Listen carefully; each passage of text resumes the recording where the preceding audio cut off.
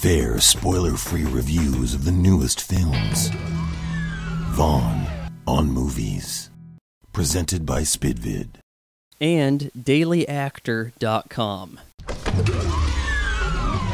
Night and Day is an action comedy that starts off in the lush, bright lights of Wichita's Mid-Continent Airport, where fleeing Special Agent Roy Miller, played by Tom Cruise, bumps into June, Cameron Diaz. While on a flight to Boston, Roy fights off a plane full of agents seeking to bring him in, and June gets caught up in the action. After a series of implausible action set pieces, Roy explains that Spanish arm dealers as well as rogue federal agents are after him because he's transporting a perpetually renewable battery capable of supplying a small city with power.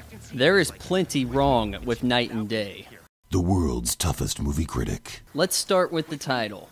During its development, this movie was being called Wichita.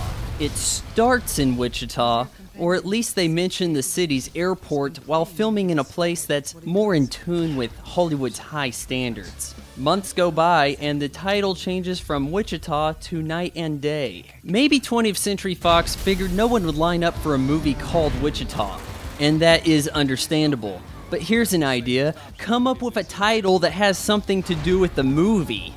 Rename some characters if you have to, just explain where day comes from.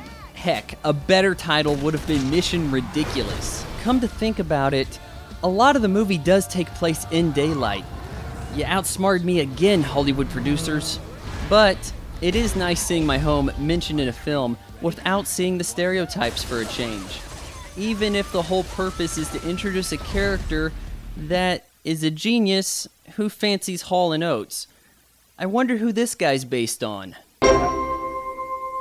As for acting, I make no secret that I enjoy seeing Couch Jumper on the silver screen. Cruise has all the good lines, appears remarkably fit, and if you can suspend some disbelief, you will enjoy the action scenes. On the other hand, Diaz and whatever they painted on her and called makeup got on my nerves quickly. If June is supposed to be the normal one of the two, well, she sure fooled me. This doesn't happen too terribly often in a big-budget film, but it's worth mentioning that the theatrical score is all wrong. Parisian melodies overrun the film from start to finish.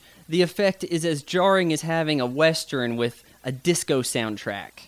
When location changes are handled by repeatedly drugging characters, you know there's trouble. That's because writer Patrick O'Neill penned a lazy script while director James Mangold let it explode. Too much action occurs without proper staging, and the Deus Ex Machina factors in the conclusion are overbearing.